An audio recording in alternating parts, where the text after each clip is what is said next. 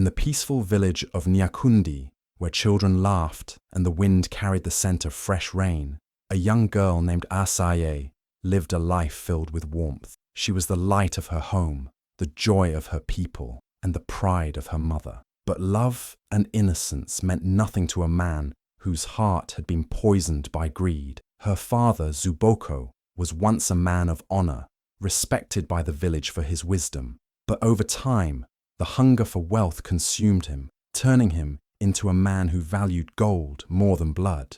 One evening, as the sun dipped below the horizon, painting the sky in shades of fire, a stranger arrived in Nyakundi. His name was Obade, a man feared across the land, known for trading people like livestock. He carried with him a heavy bag, its contents clinking softly with each step he took. He approached Zuboko, his lips curling into a knowing smile. There was no need for long conversations.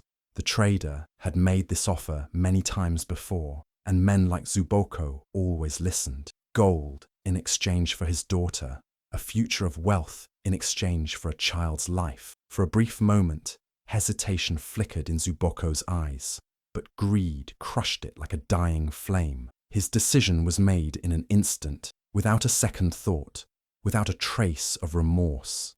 He took the gold with trembling hands, his heart racing, not with guilt, but with excitement. He did not see his daughter as a child, did not see the tears in her wide, terrified eyes. He saw only the weight of the coins in his hands, the promise of a future he believed he deserved.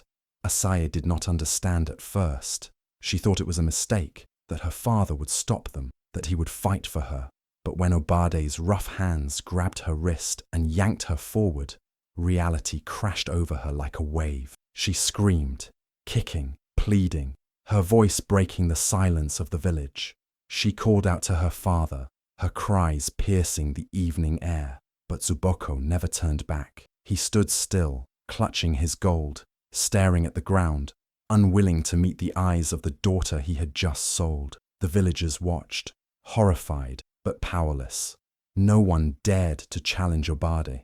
They could only watch as Asaye, their bright little star, was dragged away into the darkness, her sobs fading into the night. The chains around Asaye's wrists and ankles were cold and heavy, biting into her skin as she was dragged forward. Her feet stumbled over the uneven ground of the dense Mukanda forest, but the men around her did not care. They yanked the rope connected to her wrists, forcing her to keep up. The cries of other captives echoed in the night, but no one listened. They were not people in the eyes of these men. They were goods, objects to be sold to the highest bidder. The journey was long and merciless. The sun burned during the day, and the nights were colder than she had ever known. Hunger gnawed at her stomach, but there was no food. Water was given only when the traders felt like it, and even then, it was barely enough to wet her lips. Some of the captives were older, their bodies weakened by the harsh conditions. Asaye saw them struggle, their legs shaking with exhaustion. When they could not walk any longer, the traders did not help them. They were cut loose, left behind in the wild, where no one would hear their final cries. Asaye's heart pounded with terror. She had never known such cruelty, never imagined that people could treat others this way. Her body ached, but it was nothing compared to the pain inside her chest. Every step she took, her mind screamed the same question over and over again. How could my own father do this to me? She wanted to believe it was a mistake, that he would come for her, that he would fight to bring her home. But the memory of him standing there, silent, holding his gold, was burned into her mind. He had chosen his wealth over her life. Tears slipped down her dirty cheeks, but she refused to let the men see her weakness. She had seen what happened to those who cried too loudly. Their punishment was swift and brutal, so she bit her lip, swallowed her sobs, and kept walking. She could not fall. She could not be left behind. Around her, the other captives were just as broken. Some had been taken from their villages, stolen in the dead of night. Others had been betrayed by their own people, just like Asaye. No one spoke, but their eyes told the same story: fear, pain, and a desperate hope that somehow this nightmare would end. The The forest grew darker as they walked deeper into the unknown. Strange sounds echoed in the distance, the calls of wild animals waiting for the weak to fall behind. The traders laughed, enjoying their power, treating suffering as entertainment. But deep inside Asai, something shifted. Fear was still there, but now something else burned beside it. A fire, small but growing, a whisper of survival. She didn't know what the future held, but she knew one thing: she would not break. No matter how far they took her, no matter how much pain she endured, she would survive. And one day, the men who did this to her would regret ever touching her. The night was heavy with rain, the sky split apart by flashes of lightning. The captors sat around a fire, their laughter loud, their bodies swaying with the effects of stolen wine. They drank like kings, celebrating their easy victory, confident that the chains around their captives were enough to keep them in place. Their weapons lay carelessly beside them, their eyes too clouded to notice the shadows moving beyond the flickering flames. Asaya lay curled on the damp ground, her body trembling from exhaustion, her wrists raw from the iron shackles that bound her. She had stopped crying days ago, knowing that tears brought no mercy. Her strength was fading, but her mind refused to give up. She forced herself to stay awake, listening to the storm, listening to the laughter of the men who had stolen her life. She had no way out, no hope, no future, until she heard the whisper. A cold hand brushed against her arm, and Asaya flinched. Her breath caught in her throat. She turned her head slowly, her heart pounding. In the darkness, a pair of piercing eyes met hers, old, wise, and filled with something that sent shivers down her spine. The woman knelt beside her, her face half hidden by the shadows, her voice barely louder than the wind. Your story is not over yet. Asaya had heard of her before. Nehanda, the silent shadow, a name spoken only in whispers. Some said she was a ghost, a spirit that moved between worlds, saving those who still had a purpose to fulfill. Others believed she was nothing more than a myth. But as Asaya stared at her, the cold metal of her chains suddenly loosening under the woman's touch, she knew Nehanda was real. "Come," Nehanda urged, her voice calm but firm. "Before it is too late." Asaya hesitated. The fear of being caught, of being dragged back in even worse chains, gripped her like a vice. But then she looked at the captors, drunk, careless, drowning in their own arrogance. This was her only chance. With shaking legs, she rose, the pain in her body screaming at her to stop.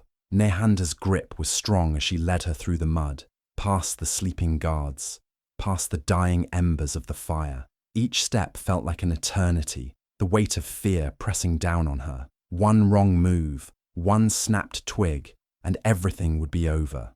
The jungle swallowed them whole, the darkness stretching endlessly before them. The storm howled above, masking their escape, the rain washing away their footprints. Nehanda moved like a shadow, silent and swift, guiding Asaya deeper into the unknown. The village, the chains, the life she once knew, it all faded behind her, lost in the night. Asaya did not know where she was going. She did not know what waited ahead. But for the first time since she was taken, she felt something stronger than fear. She felt hope. The journey through the jungle felt endless. The thick canopy above swallowed the moonlight, and the sounds of unseen creatures echoed in the darkness. Asaya's body ached with exhaustion, but Nehanda never stopped moving, her steps sure and swift. There was no turning back now. The world Asaya had known was gone, and ahead of her lay a future she could not yet see. Hours passed before they reached a place where the air felt different, heavier, charged with something unseen. The trees opened up to reveal a hidden village, its huts blending seamlessly with the land, its fires burning low but steady. This was Kazembe, a place whispered about in old stories, a village that did not exist on any map. It was said to be a sanctuary for those who had been wronged, a place where warriors were made and justice was forged in silence. The people of Kazembe did not ask who Asaya was or where she came from. It was as if they already knew. They looked at her not with pity, but with expectation, as though she carried a weight far greater than she understood. Nehanda led her to the elders, a group of figures draped in deep red robes, their faces lined with the wisdom of centuries. One of them, a man with silver eyes that seemed to see through her, spoke. "You were not brought here by chance, child." His voice was steady, filled with certainty. "You are the child of the red moon." Asaye did not understand. She was just a girl who had been betrayed, a girl who had been chained, a girl who had barely escaped with her life. But the elders spoke of an ancient prophecy, one that foretold the rise of a warrior who would bring justice to the betrayed. They spoke of a girl born under a sky painted in blood, a girl whose pain would shape her into something unbreakable. Nehanda placed a firm hand on Asaye's shoulder. "Your pain will be your greatest weapon," she said. "The fire inside you, do not fear it. It was never meant to destroy you. It was meant to shape you." For the first time, Asaye saw her suffering not as a curse, but as something else, something powerful. The chains that had bound her, the betrayal that had nearly broken her, the nights she had spent wondering why she had been thrown away. It had all led her here, to this place, to this truth. She was not just a girl who had been sold. She was something far greater. The days in Kazembe turned into weeks, the weeks into months. And before Asaye realized it, years had passed. The frightened girl who had stumbled into the village, weak and broken, was no more. From the moment she had accepted the truth of who she was meant to be, her training had begun. The warriors of Kazembe did not treat her gently. They did not see her as a victim, nor did they offer her pity. If she wanted vengeance, if she wanted justice, she had to earn it with sweat, blood, and unbreakable will. Her mornings began before the sun rose, her body aching from the day before, but refusing to stop. She learned to fight with her fists, with blades, with the very land itself. The warriors taught her that strength was not just in the body, it was in the mind. She had to learn patience, strategy, the art of reading her enemy before striking. She had to embrace the spirits of the land, to listen to the whispers of the wind, to move with the shadows instead of against them. Every strike she delivered was not just against an opponent, it was against the ghost of her father's betrayal. With every battle, she shattered the chains that had once bound her. The memory of her father turning his back, the weight of his greed crushing her soul, became the fuel that pushed her forward. She did not train for revenge alone. She trained for every girl who had been stolen, for every soul that had been cast aside like she once was. The pain of her past no longer controlled her. It strengthened her. The fear that once gripped her heart had turned into something else: determination, power, purpose. She was no longer the girl who had been sold. She was a warrior, a force that could not be broken. And then, one morning, as she stood before Nehanda, her body strong, her mind sharp, her spirit untamed, she realized something. She was no longer afraid, not of her past, not of her father, not of the men who had tried to steal her future. The girl who had once cried for mercy was gone. In her place stood a storm, waiting to be unleashed. She was ready to return, ready to rewrite her fate. Zuboko had once believed that gold was the key to everything: power, respect, and an easy life. When he sold his own daughter for a bag of gold, he convinced himself that he had made the right choice.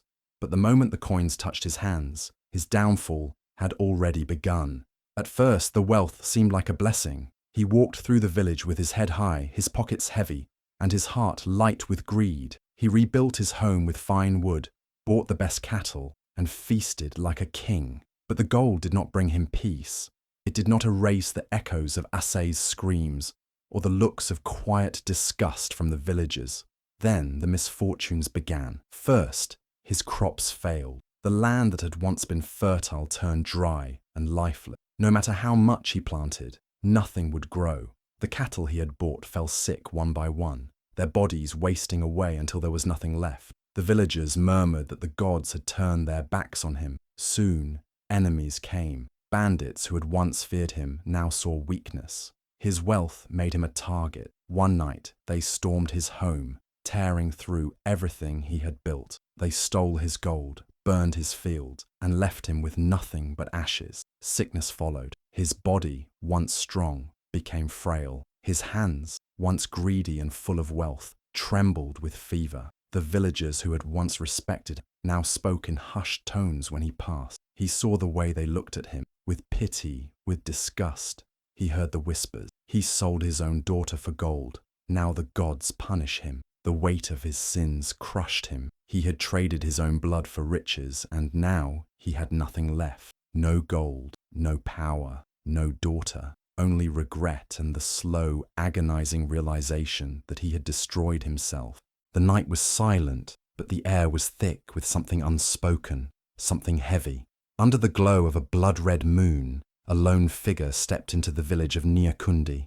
She moved with purpose, each step echoing like a drumbeat against the earth. The villagers, still half asleep, felt a shift in the air, a strange force that made them stir from their homes. When they saw her, they gasped. Some fell to their knees, some whispered her name in disbelief, others simply stared, unable to speak. It was Asaye, but she was not the girl they had last seen, dragged away in chains, screaming for mercy. She was something else now, something greater. The years had shaped her into a warrior, her body strong, her presence commanding. Her eyes, once filled with tears, now burned with an intensity that sent chills down the spines of those who had once turned away from her cry. She wore the marks of Kazembe's warriors, symbols of strength and justice. She was no longer a victim. She was a storm, a reckoning. Deep in the shadows, a frail man sat against the remains of what was once a grand home. His clothes were torn, his hands shaking with sickness. He had once been Zuboko, a man of wealth and pride. Now he was nothing more than a beggar. His eyes lifted slowly, and when they met Asaye's, the blood drained from his face. His breath caught in his throat. He had seen that gaze before, on the night he had sold her. But back then, it had been filled with helplessness. Now, it held something far worse.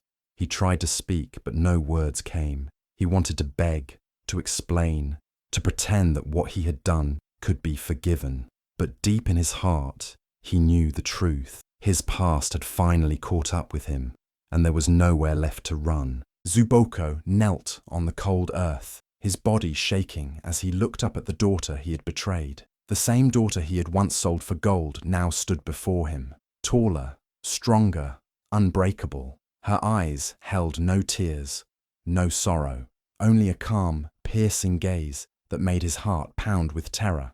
He wanted to speak, to explain, to beg, but what words could undo what he had done? The villagers stood in silence watching. They had once whispered about his sins in secret, but now they spoke openly. He traded his own blood for gold. The gods have sent her back to judge him. Asaye did not move, did not flinch. When she finally spoke, her voice was steady, sharp as the edge of a blade. "You sold me like an object," she said, "like I was nothing." Zuboko dropped his head, his lips trembling. I was blind, foolish. I regret it, my child, please." She raised a hand, silencing him. Mercy, that was what he begged for now. But had he shown mercy when she had cried for him, when she had screamed his name, desperate for him to stop what he was doing? The man before her had not hesitated to turn his back on her. He had chosen gold over his own flesh and blood. Now that gold was gone, and so was everything else he had once held dear. The village elders stepped forward. They had seen enough. Their faces were grim as they made their decision. "Zuboko, you have committed the greatest sin, betraying your own. No blade needs to strike you. Your punishment is your own existence." The verdict was clear. He was to be banished, stripped of his name, his place, his people. He would wander alone, a man with no home, no family, no honor. No one would take him in. No one would offer him food or shelter. He had built his own misery, and now he would drown in it. Asaye did not watch him beg. She did not need revenge through blood.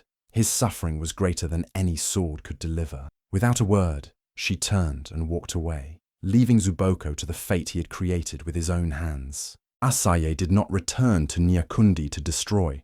It was never about revenge. She had come to rebuild, to ensure that no child would ever suffer the way she had.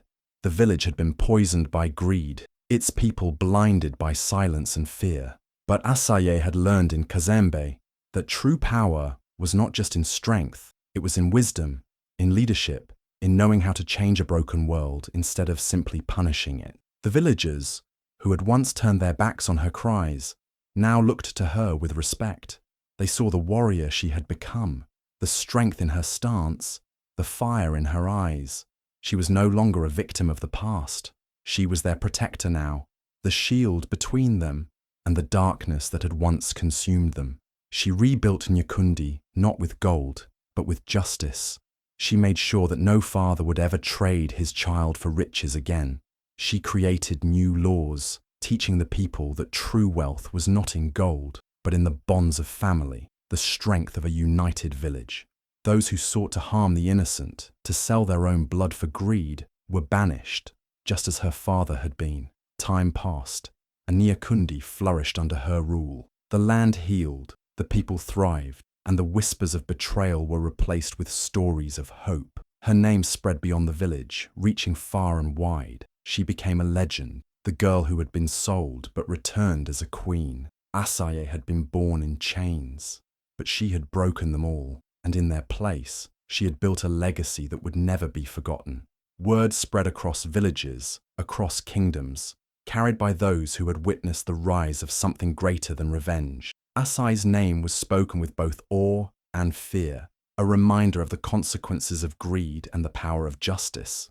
Her presence was no longer just in Nyakundi, it was everywhere, in every whispered tale, in every warning passed from parent to child. Fathers held their children closer, mothers reminded their sons and daughters that love was worth more than gold. Elders gathered the young by the fire and spoke of the red moon, of the girl who had been betrayed but refused to break. Do not sell your own blood, they warned, or the gods will bring justice upon you. But while the world remembered, one man was forgotten. Deep in the forests, where no roads led and no voices called his name, Zuboko wandered alone. His wealth had vanished, his strength had withered, and his heart carried the unbearable weight of his choices. He had been feared once, respected once, but now he was nothing. He saw Asaye in his dreams, in the rustling of the leaves, in the silence of the night. He tried to outrun the past, but it clung to him like a shadow. He had thought gold would bring him power, but in the end, it had taken everything from him. He had sentenced himself to a life of suffering, but Asaye never looked back. Her name lived on, not as a victim, not as a girl who was sold, but as something far greater, a force that could never be silenced, a warning that would never be forgotten.